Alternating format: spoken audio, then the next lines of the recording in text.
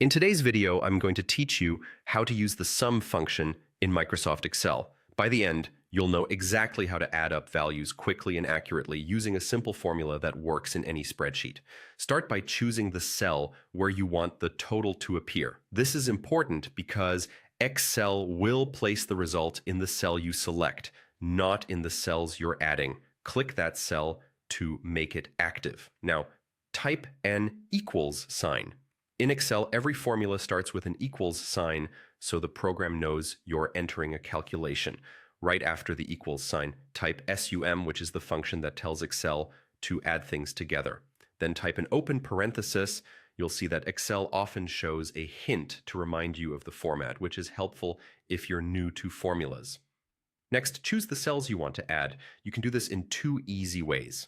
The first is to click and drag across a group of cells that are next to each other. As you drag, Excel automatically fills in the cell references for you, and you'll see the range appear inside the parentheses.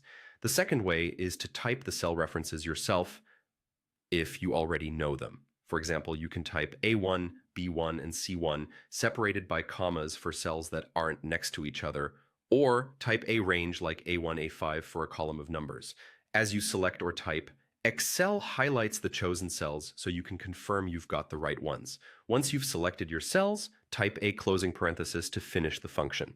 Now press Enter. Excel instantly calculates the total and displays it in the cell you chose at the beginning. That's all there is to it. You've just used the sum function to add up values without needing a calculator.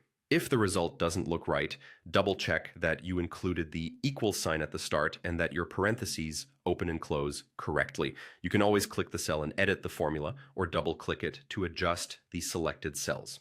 The sum function is flexible and updates automatically if the numbers in the selected cells change. That's how easy it is to use the sum function in Microsoft Excel.